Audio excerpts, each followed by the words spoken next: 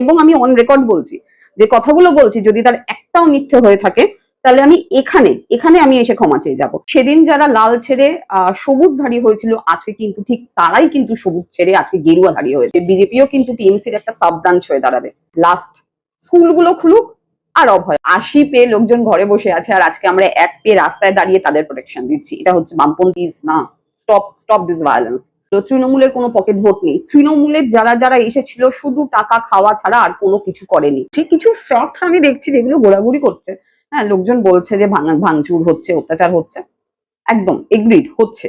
আচ্ছা, কি করছে আমাকে সত্যি বলুন তো, আপনি বলুন নিজে যে আপনার এলাকায় ভাঙচুরটা করছে কে? আমি একদম অন রেকর্ড বলছি, আমি বজবজ 9 নম্বরের বাসিন্দা।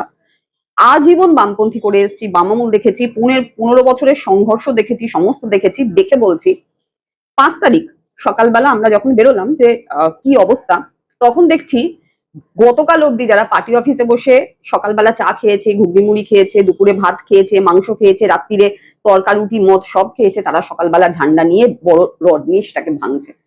এবং আমরা প্রত্যেক বামপন্থীরা আমাদের বজবজে সেইটাকে যতটা পারছি আমরা আগ্রানোর চেষ্টা করছি। এবং এটা অন রেকর্ড বলছি, যদি এটা ভুল বলে থাকি কেউ এসে আমাকে বলে যাবেন যে ভুল বলেছি। রাত্রি 10:30 হোক, রাত্রি সকাল হোক, বিকেল হোক, যার ফোনে এসছে যে প্রোটেকশন চেয়েছে আমরা দিয়েছি কি দিইনি এটা শুধু বলবেন।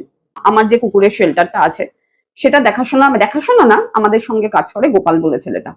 সেই ছেলেটি কথা বলতে পারে না, কানে শুনতে পারে না, পার্টি অফিসে ঘুমোয়, তাকে আজকে মারতে উদ্যোগী হচ্ছে কারা?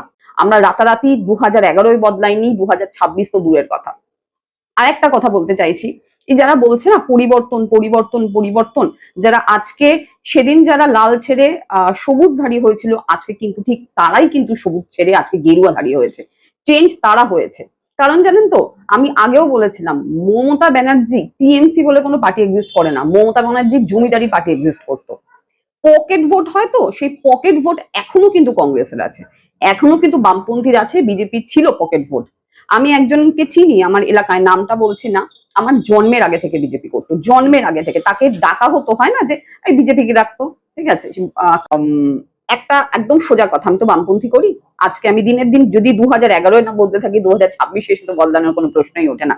তাই আমি বলছি যে যেদিন সবুজে এসেছিল সেদিন কিন্তু সেই ভোটে আমার একদিনের জন্য একটা ভোটেরও অবদান ছিল না।